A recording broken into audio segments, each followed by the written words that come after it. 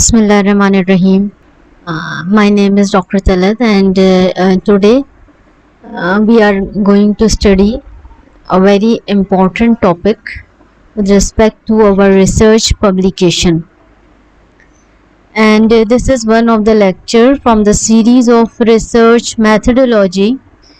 And this course is basically designed for the new researchers who have just started to find out how to do a research, and after completing a research work, how to compile a research paper. So abstract writing in a research paper is very important.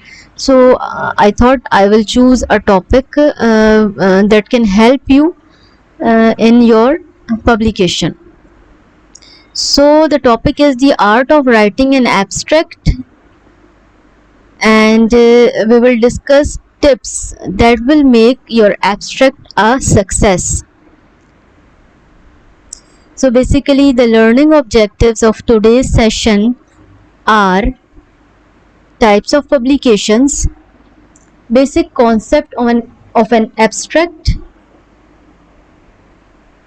purpose of writing abstract, importance of a good abstract, types and pattern of abstract, abstract versus introduction, tips of making abstract, and things to avoid in the abstract, and some examples. So let's get started. First of all, we must know what are the different types of publications, so that where there is a need of publication. So first of all, the most important point for which we are going to discuss the abstract is the original research papers, and we will see how important it is in the original research paper. Other publications are review articles, thesis, medical case reports, chapter in a book, and abstract books. So all these are the publications in which we require an abstract. In addition to this, we also need an abstract to send for the conference, so that it will be approved by the conference team, and we can have the chance to go and present our research work in oral and poster presentations. What is an abstract? Abstract is basically come from the Latin word which means word abstractum, which means a condensed form of a longer piece of writing. Means for example, in a research paper you have a 10-page research paper, and you have to condense the most important points into one paragraph. So that condensed form is basically known as abstract. Of course, the length can be vary from faculty to faculty. For the medical students, the length is different, and for the humanity and the social sciences, the length of abstract and the structure of and pattern of abstract can be different. But basically, the concept behind the abstract is that it is a condensed version. It is a condensed version of a full scientific paper, or a short, self-contained, powerful summary of an article, paper, or thesis. Means that if someone read your abstract, he will know the basic idea what you have done in your research thesis, or what you have done in your research, for example in the master's or the PhD work, or if you are a scientist in a postdoctorate or whatever, what you have did and how you did your work, what method you have used, and what are the findings of your work. So the abstract contain these three main important points. So abstract is basically just like a summary of the long article. Abstract, as far as the length of the abstract is concerned, it can be between 50 and 250 words. Of course, there is a big difference between 50 and 250, so don't be confused. It depends in which field you are working. If you are working in the social sciences or humanities, in that case the requirement of the abstract is different, and it is enough to write 50 words even.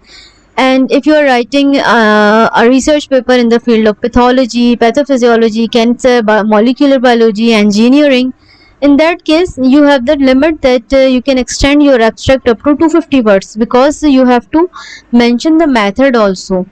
So it depends which type of study you are doing and in which field. So but 250, most of the time 250 is a limit, but sometimes some journals give you liberty that you can increase up to 300 words. That will be the maximum limit. Now, layout. It can be abstract can be written in one single paragraph. Okay, means when someone have a look on the abstract at one side, he will see it is look like a single paragraph.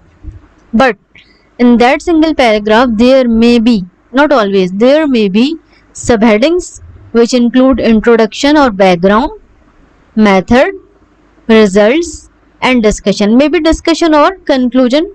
Most of the time we don't use the word discussion in the abstract, so we just write results and then conclusion. So it can have the option. And then font size. Usually the font size that you use in the whole paper, for example your research paper length is 10 pages, and when you write your abstract from that 10 pages, the font size of the abstract should be reduced. If the normal font size of the whole paper is 12 times Roman, for example, so the size for the abstract writing will be reduced to 10 times Roman. Means it may be little bit small than the normal size of the main text. Position. Where do you place your abstract? Usually it is present at the beginning of the paper, but sometimes you can find it at the end also. So but majority of the time the abstract is present in the beginning. That is why it is important for the selection of your paper in the journal publication, for the conference, for the citation of the other authors. So it is very important that your abstract is placed at the first place, and someone when start to read any research paper related to their research topic, first of all they will read the abstract. If it is useful for them, then only they will use it, otherwise they will move to the next paper. So the abstract is the heart and soul of a research paper.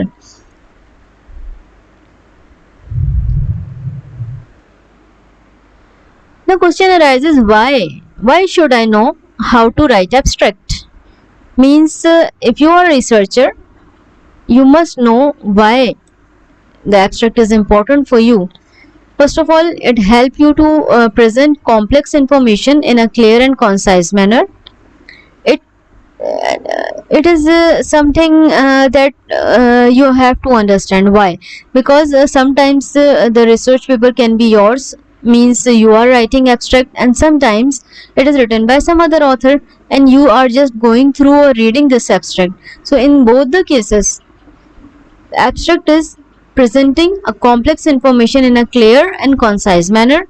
It can help you read the abstract more effectively. If you know the pattern of the abstract, if you know what is the abstract and what information it can give you, then if you when you read it, it can give you more information and you can read it more effectively as compared to a person who don't know how to extract your points from the abstract. How and the selection will be difficult sometimes for a new student. If they don't know what is abstract, so what they do, he or she will read the whole paper to find out maybe the article will be useful for them. But for the person who is experienced in the research work or the reading articles, what he will do, he will just read the abstract, go through it and find is it important for the research or not, and then leave if it is not important and go to the another paper. So it will save your time. It can help you conduct research. Sometimes we have some question in our mind, research questions, research idea. So for that purpose we go through the internet. For example, in the medical sciences, because I belong to the medical sciences, so I can give you more detail about the medical sciences. So for us, we use PubMed. PubMed is a library which contain the research papers from all over the world, and scientists publish their papers in the journals which are indexed or collected, just like a library, you can say. So when you find out any research topic, you can have a quick look on the abstract, and if you find out that you can do this work in your lab in your country, and your supervisor will be agree to do that work, then you can proceed further. But if you find out that the topic is good, for example, the same topic someone has done in a very complicated way, complicated method, then of course if your country do not have the feasibility, then you will not select it. So it will help you conducting the research work. It can help you write abstract for the future publication. Once you know the idea how to write the abstract, of course you can write your own abstract from your research publication. It can help you to condense the report information into a short format for database searches. Means if you have a large information, and then in your research paper you have write an abstract, so when someone want to find the topic that you have worked, can easily find from the research database. Yeah, this picture is basically representing the real value of the abstract. Most of the time we have no idea. Means in my first masters, I never know about the abstract. We don't know the importance of abstract. And then in our second masters, which I did also in the medical physiology, we have a complete course of research methodology, but no teacher has given focus on the abstract. However, this is so important. This is so important that your paper can be rejected if your abstract is not good. So it is very valuable. Weightage of the abstract over full article is like this picture representing you. It is so big. However, it is always ignored. So most of the time students and teachers and researchers don't know why their paper is rejected. They have a very good research, they have good information, but the publisher or the editor of the paper, they reject their paper because their abstract is not representing the exactly what is the demand for their high level of research journal. So if you are good in writing, there is most chance that your research paper will be published, even if your research is not so good as compared to the someone whose research is very good but write up is not good. So write up is very important. And in the research article, as I told you, the abstract is the heart and soul for a research paper. So that is why it is very important. Being the first part of your paper, it is mean to sell your work. Of course, if you are doing a very high level research work and publish in a very high level paper, so and it is the first of the kind of the research, for example, in that case you can go for the payment.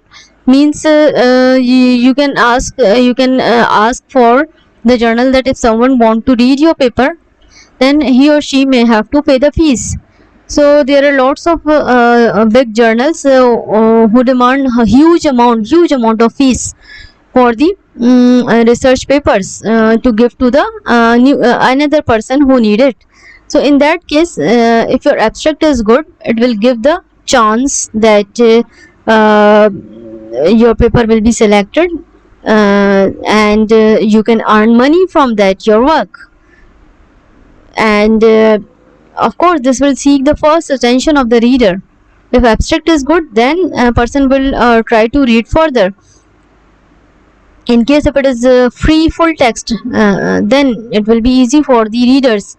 But if it is paid, for example, you have done a very nice research work and published in a very good journal, in that case journal will give you chance that you will opt, it means you have the option to choose two things. One is that it will be free for everyone, or you want to charge some amount to share your paper.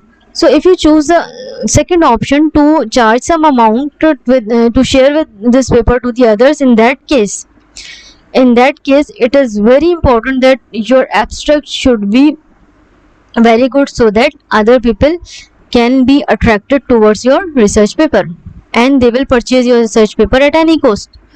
So another thing is database search the relevant papers based on the keywords mentioned in the abstract. It is also important that the abstract that you have written is ended with keywords. Keywords are basically search engine optimization words. Means if your keywords are very good, then anyone who is searching for their topic and your keywords match to that topic, your paper will come on the first page. So the database search the relevant paper very quickly. So it is also important that when you complete your abstract, you must put very relevant keywords. So 3 to 5 keywords are allowed. So for example, if your study, for example, your research is based on the diabetes and tuberculosis, in that case what you will do, you will write at least diabetes mellitus as one keyword and tuberculosis as second keyword. And if you want to find any relationship with any factor or variable, you can write the names of those factors. So these become the keywords, and when someone start to search these keywords in the search engine, they will find that your paper is in the line. So it is very important that you will place the exact keywords at the end of the abstract. Abstract can increase the chance for acceptance of your paper journal. As I told you, the journal will accept your paper only if they find that first of all the editor will read the abstract. If it attract the editor and the team of the editors, only then your paper has the chance to be accepted. If the abstract is not good, they will not understand that what you have did. For example, your paper is very good, but you did not write the exact things that are necessary to be shown to the readers in the form of abstract, then of course there will be less chance to be accepted, because most of the time the journals, high level journals, have a huge number of research papers and they don't have time to read the whole paper. So first of all they will read the abstract part, and if the abstract attract them, then they will go to read the whole paper. So this is the philosophy of acceptance of the journal. Increases the chance of selection and citation of your paper by other researchers. Purpose क्या होता है, why we are writing abstract? To inform the reader about the article content, कि हमने क्या काम किया, what we did, and then help the reader to decide whether to read this article, of course, as I told you in the previous slide.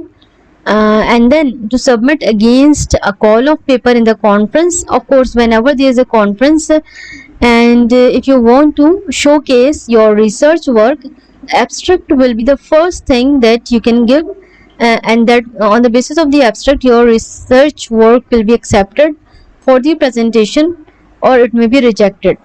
It depends upon the how good your abstract has been written, and abstract will represent what did you do in your research. So to make it possible for your piece of research to appear in online publication databases, indexing, sometimes there are lots of databases in which your study has been indexed, then just like in library books have been indexed. So your paper will be indexed in the databases, and when someone want to search a topic related to your research, then your paper can come and they will read and can give the citation, means your paper will be included in their research as well, and more the citation, the more will be the value of your research paper. So the good abstract writing will give you a chance that your piece of research will be appear on the publication databases. Now come to the characteristics. How the abstract should be written. What are the good characteristics, good features that must be included in your abstract? So it must be accurate. Accurate means the accurate information that you gain.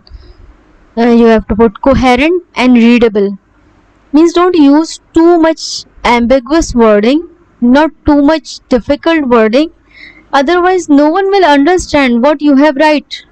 So it must be clear, cut, and very readable for simple to the audience. It must be concise, means you have to choose. You have to be very specific and selective which part to be present in your abstract and which are not. Means if you are doing a research, extensive research, but you cannot put everything in a one paragraph. So you have to be very conscious which part is more important than which part. Means sometime the title of a study have some clues. Of course, the title is very important. We will discuss someday about the importance of the title. But according to the title, your abstract should be concise, specific, and selective, and it will look like that you whatever you write in the abstract is according to your title, not some ambiguous information that you taken from a lot of information that is irrelevant, like sometimes some people write education of the parents, then living style and whatever. These are not important sometime in the abstract specifically, because the focus of the research will be different. Means what you did and what find for example a relationship between a disease and the factors. So in this case it is not important that how much money you are earning, but sometimes it is important. But in the medical research sometimes it is not so important. For example, if you are doing a cancer research and you want to find the effect of some cytokine in the metastasis of the cancer, in that case is there any importance of what your parents are doing, what is the qualification of your parents? So don't put all these types of vague information. It is not selective and specific. So you must be concise, specific, and selective what you have to be put in your abstract so that people will attract towards it. This is also known as search engine optimization in a new term. It must be self-contained, that is standalone. Means abstract should be like contained or standalone. Means once I read your abstract, I will know that what you have done in your research work. Just abstract can give you a whole idea of your research. So complete and internally consistent होना चाहिए. ठीक है. No references are required. No, not at all. References and citations are not required at this stage. You just have to write in your own words what you did. No table or figure is needed in the abstract. No or a few abbreviation must be defined. Sometimes we put some abbreviation, but most of the time this is not necessary to use the abbreviation. The best thing is that you will write the whole word, so that because this is the start of your paper, so no one knows the abbreviations. So try to write the full form instead of abbreviations. Conclusion should be based on the data or the information presented within the abstract. Means the conclusion part have few lines, 1 or 2 lines that can conclude your research, what information you have gained from your research. Pattern of abstract. Now from here the things are become difficult. So be focused at this point. Pattern of abstract. Structured abstract होता है और एक unstructured abstract होता है. Means ये कि abstract तो वही होगा that will be the condense form of the information from your research paper, from your thesis or dissertation or whatever, but it can be structured or unstructured. Structured is usually following the Amrut pattern, that is it will have a small heading of introduction or background, small few lines about the method, few lines about the research and discussion, and then it will be concluded in 2 lines. This type of abstract which is overall presented in a one paragraph, but it is subdivided into subheadings. Whereas in the unstructured, there is no need of the subheading. There may be one paragraph without heading, and it do not follow the IMRET pattern within their bodies. Means sometimes unstructured abstract can have all the information like introduction, method, result, all these things, but it is not just like the following the pattern of the IMRET. Means there is no heading, just you can write it in a simple way without placing the headings. Sometimes in unstructured abstract we do not include the introduction part, we just include the purpose that we will see in our coming slides. So basically you remember there are two patterns of abstract, structured and unstructured, and it will be decided based on the research journal. If they ask you for the abstract with the structured like IMRET style, you can write it, and if they want that your abstract should be unstructured, just like a single paragraph without heading, then you can write it, but the information will be almost similar. This is the example of abstract which is written in the structured format, and it is in defined sections, that is context means aims and objectives, or basically sometimes we can have introduction, or sometimes we have this aim, which is basically the introduction. This part is basically the introduction, but here most of the time in the new journals we use the word objectives of the study. So one line about the introduction and then objective. This study was conducted to determine the risk of OSA among type 2 diabetes. So this is the objective and this is one line of introduction. And then method, किस method से use किया गया, questionnaire था, and all these things have been taken from the hospital in the Nigeria वगैरह वगैरह. So this is how results are written in detail, and then conclusion. So this is the abstract format of structure, and it is easy for the reader to understand. However, another type is the abstract format which is unstructured. Here you can see everything is there: introduction, method, result and discussion, but headings are not separated. So this is just like a paragraph, no clear structure, need to ensure enough information given. Means sometimes there is lack of information in this type of unstructured, or sometimes we feel difficulty to find out from where the result has been started, from where the method has been started. So this is difficult as compared to structured one. This is unstructured, but however it can contain almost every information that we provide in the structured as well. So up till now we have studied the pattern of abstract. Now come to the type of abstract. Type of abstract is basically divided into two main categories: descriptive and informative. Descriptive abstract and informative. Descriptive of course will be less, smaller, and informative of course will give you more information. So descriptive abstract is basically used for humanities, social sciences and psychology papers, and its length is between 50 to 100 words.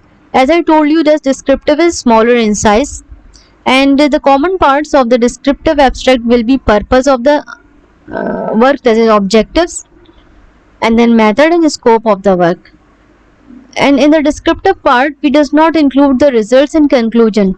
This is because in that type of studies like social sciences and humanities, the result and discussion will be very large. It means you have when you start writing the result, maybe it will take 5 to 10 lines. So that's why they will give you the purpose, why we do this work, what is the method, and what is the scope of the work. So this type of work is basically from the social sciences. And then okay, this is the abstract that will give you some basic idea about this is the paper from social sciences, sleep, insomnia and hypertension, current findings and future directions. This is one of the abstract, and this will give you the purpose and the method, and then aim at improving the quality of sleep, the scope of the study. So this is how a descriptive abstract can be written. And then come to the informative abstract. Most of the time informative abstract is lengthy, and it is used in the science and technology, like medical sciences and other type of science, engineering. The information is more, so the information is basically written into the subheadings, and its length can vary from 200 to 250 words. And it is usually the informative abstract most of the time follow the structured pattern. Okay, if you don't remember what we have discussed in the previous slide, I think you can go back and again listen to me, that there is structured and unstructured. So the informative abstract can be structured or unstructured, but the length of the abstract will be more as compared to descriptive abstract. Descriptive is just describing a small part. Informative is giving you a complete detail, like introduction, objective, method, result and conclusion, but in a condensed form. And each heading can consist of 1 to 2 sentences. So this is a structured informative.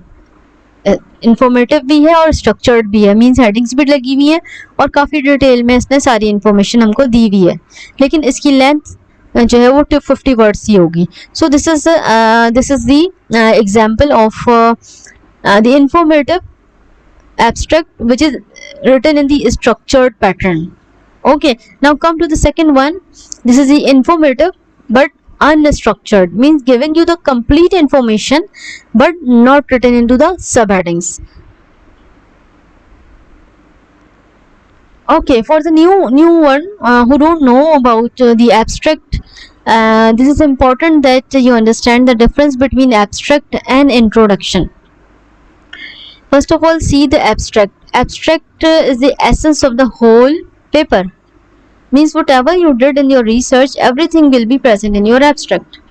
It covers the following academic elements like background information in 2 or 3 lines, purpose and focus, why you are doing, method, results, findings, conclusion, and summarize the whole paper including the conclusion and the findings.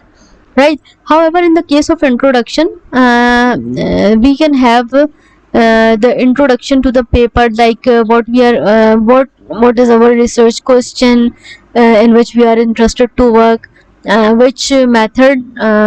If, for example, if you are incorporating a new surgery method, in that case you can introduce your method, and you can say that it is different from the other methods, and then you can write some key points that are important, and it will include the background information related to the particular problem associated in which you are going to perform the, for example, surgery, like for example breast cancer surgery.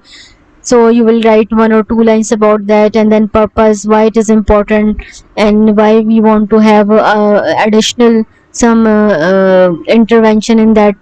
So it can be a point of view about what you are going to do. And then scope of the study introduces the paper and foregrounds issues for the discussion.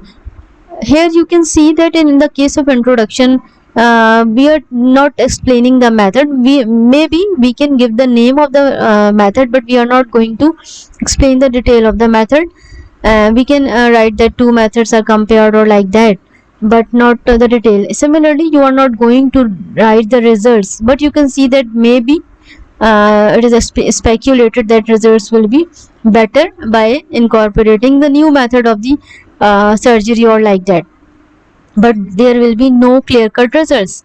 And then introduce the paper, foregrounds, issues for discussion. We can see that our results will give a new way, new direction for the researcher. So it will not giving you the results, it will not giving you the discussion mainly, no conclusion like that. Introduction just introducing what you are going to do in your research.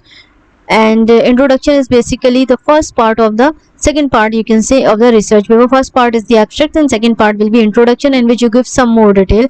However, introduction, in the introduction you was just one line of the introduction. Tips of making abstract. An abstract typically contain topic, remember, topic, research question, method and results, and conclusion. Means everything will be there, but in the condensed form. Read your paper in its entirety. Keep above categories in mind and underline the key points as you read. First of all, what you have to do, you have to write a complete research paper. I will have a complete detail how to write a good research paper and what are the parts of a good research paper. Okay, so if you are reading a research paper, you know that what are the different parts of article.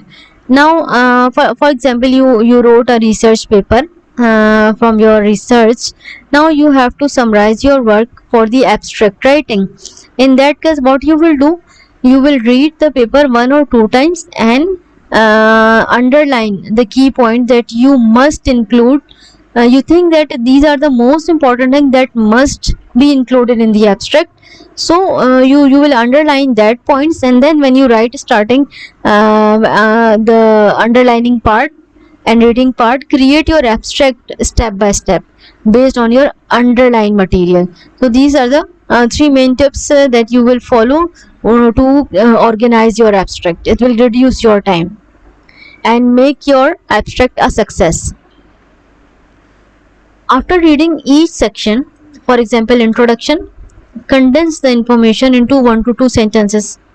Means introduction is a 1.5 page, then what you will do, you have to condense the whole information into 2 lines that you feel that they are very important to give a first look at your paper, right? Means most of the time this is the objective of your research. And read these sentences again to ensure that all the major points are covered. Decide the format, either descriptive or informative. It depends on the journal in which you are going to publish. So you will first of all have a look on the format of the journal in which you want to publish, and according to the that journal guidelines, you will write the abstract in the descriptive form or in the informative form. In the medical science it is mostly informative, and in the social sciences it is usually descriptive. So it is upon which type of work you are going to do. And then keep an eye on the words count. If needed, reduce them by cutting out unnecessary words. Rewriting where necessary for flow and expression. Yes, rewriting is very important. When I write myself, I try to write 3 to 4 times at least, 4 drafts to finalize version. And alhamdulillah, when it go for the publication, it is accepted in one go. So rewriting so that it can follow the flow of words and the information and the expression what you want to express through your work. Contents of an abstract. Of course, we have already discussed, but content include the purpose. Define the purpose and scope of the study, that is question, research question. And then introduction, describe the material and method used. Summarize the results and share the conclusion and their implications and discussion. So these are the basic content. Basically these are also the contents for the original research paper, but here we have repeating again and again this information in the abstracts in the condensed form, in the limited form. Like introduction is only 2 lines, however for the research paper it can be 1 page or more than 1 page. Like the material and methods, here we can write only 2 to 3 lines maximum. However in the method we have to explain in the research article. When we write the method, we have a complete detail. Similarly for all the other points. Do's and don'ts. Things to be included in the abstract are do's, what we have to do. So what the author did, is do. Of course we have to mention आपने काम क्या किया है, what the author did, why it was done, why you do this research, what is the importance of this work, and how the author did this, what, why and how. Okay, what the author found, what the author concluded. This is the main soul of the abstract as well as the whole research paper. So always remember, focus on the abstract also when you are going to send your research paper for publication. Things to avoid in the abstract. Don'ts. Information not contained in the original work. Okay. Don't put the information which is not in the original work. Don't put the references to the other work, basically the references are from the other work, so references are given in the introduction and discussion part but not in the abstract. Don't put the quotation from the original work or from other work. Of course there is no need of quotation. Lengthy explanation of the words and concept is also not required. Don't unexplain acronyms or abbreviation. As I told you that abbreviation is not seems to be good. It is best that you will use the complete word instead of abbreviation. Table and maps are not necessary at all because we don't have the place. We just have to finish our abstract into 200 words. That may extend up to 300, depends upon the liberty of the journal. And example, this is one of the example. Okay, have a look and decide which type of abstract it is. Okay, I can give you idea. The first part is introduction, and then method, and then result and discussion. This is, okay, I tell you, this type of abstract is informative but unstructured. All the information is given but no subheading, that is why it is informative unstructured. Now I have a look. It can have background information, method, result, conclusion. So this type of work is representing you informative but structured. This is informative and structured abstract. Now come to the keywords. As I told you the importance of keywords. Keywords are placed as basically at the end of the abstract. When you finish your abstract, you have to write few keywords. As I already told you, keywords are the words or the phrases that capture the most important aspect of your paper. It is very important to include the most important words and terms, the keywords, in the end of the abstract. For appropriate indexing purpose, we use these keywords, and for retrieval from the search engine and scientific databases. Means how anyone can find your research paper in thousands of papers. So the only way is to find the keyword. The best the keyword will catch the attention of the author of the same field from the search engine or the databases, and it will help the other researcher to find your paper, other researchers to find your paper relevant to their own paper. It will increase the citation of your paper. Of course, when they find the paper and it is relevant to their work, they will put the reference of your paper in their own paper. So it will increase the chances that your paper will get more and more readability, and increases the can say the value of your paper. The keyword define the field, subfield, topic, research issue, etc. that are covered by the article. For example, as I give you example before, that diabetes. So the main idea will be diabetes mellitus, and if someone is suffering from diabetes mellitus, again also have a tuberculosis, so that will be the subfield. and in particular person you want to for example find out the level of cytokine, particular cytokine interleukin 1 for example. So what you will do, you will write the diabetes mellitus, and then write the tuberculosis, and then cytokine, and then write the interleukin 1.